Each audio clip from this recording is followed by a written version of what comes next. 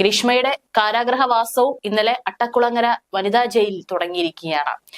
ഈ കോടതി വിധിയെ ചുറ്റിപ്പറ്റി ഇപ്പോഴും പല വിധത്തിലുള്ള അഭിപ്രായങ്ങളും ചർച്ചകളും നടക്കുന്നുണ്ട്. കാരണം കേരളം ഒന്നടങ്കം കാത്തിരുന്ന അല്ലെങ്കിൽ ആഗ്രഹിച്ചൊരു വിധിയായിരുന്നു ഷാരോൺ കൊലക്കേസിൽ ഗ്രീഷ്മയ്ക്ക് ലഭിച്ചത്.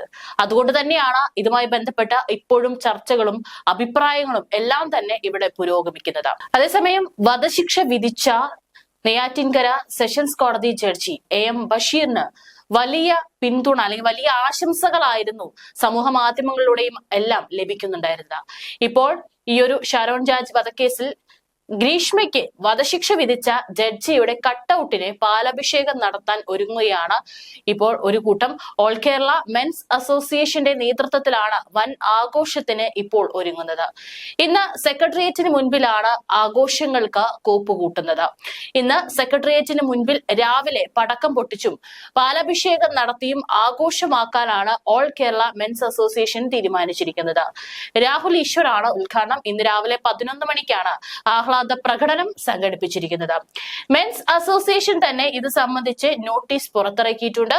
ഏതായാലും വലിയ രീതിയിലുള്ള ഒരു സന്തോഷ പ്രകടനം തന്നെയാണ് നടത്താനായിട്ട് ഓൾ കേരള മെൻസ് അസോസിയേഷൻ തീരുമാനിച്ചിരിക്കുന്നത്. അതേസമയം നെയ്യാറ്റിൻകര അഡീഷണൽ സെഷൻസ് കോടതിയാണ് ഗ്രീഷ്മയ്ക്ക് ശിക്ഷ വിധിച്ചത്. 2 ലക്ഷം രൂപ പിഴ ശിക്ഷയും വിധിച്ചിട്ടുണ്ട്. തട്ടിക്കൊണ്ടുപോയി കൊലപ്പെടുത്തിയതിന് 10 വർഷത്തെ തടവും അന്വേഷണത്തെ വഴിതെറ്റിച്ചതിന് 5 വർഷത്തെ തടവുമാണ് ഗ്രീഷ്മയ്ക്ക് വിധിച്ചിട്ടുള്ളത്. കേസിലെ 3ാം പ്രതിയായ ഗ്രീഷ്മയുടെ അമ്മാവൻ നിർമ്മൽ കുമാർ നായർക്ക് 3 വർഷം തടവ് ശിക്ഷ വിധിച്ചു.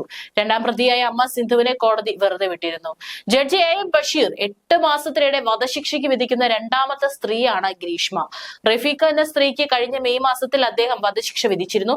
വിഴിഞ്ഞത്ത് ശാന്തകുമാരി എന്ന വയോധികയെ കൊലപ്പെടുത്തി മൃതദേഹം തട്ടിൻ പുറത്ത് ഒളിപ്പിച്ച കേസിലാണ് വിഴിഞ്ഞം ടൗൺഷിപ്പ് കോളനിയിൽ റഫീഖയെ കഴിഞ്ഞ മെയ് 22-ന് ജഡ്ജി എം ബഷീർ വധശിക്ഷയ്ക്ക് വിധിച്ചത്.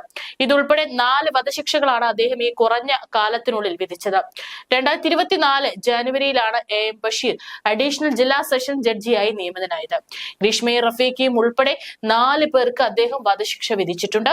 2 പ്രതികൾക്ക് ഇരട്ട ജീവപര്യന്തവും 10 പേർക്ക് ജീവപര്യന്തവും വിധിച്ചിട്ടുണ്ട്. റഫീഖയ്ക്ക് പുറമെ റഫീഖയുടെ മകനും ഇദ്ദേഹം കൊലക്കയർ എന്ന് വിധി എഴുതിയിട്ടുണ്ട്.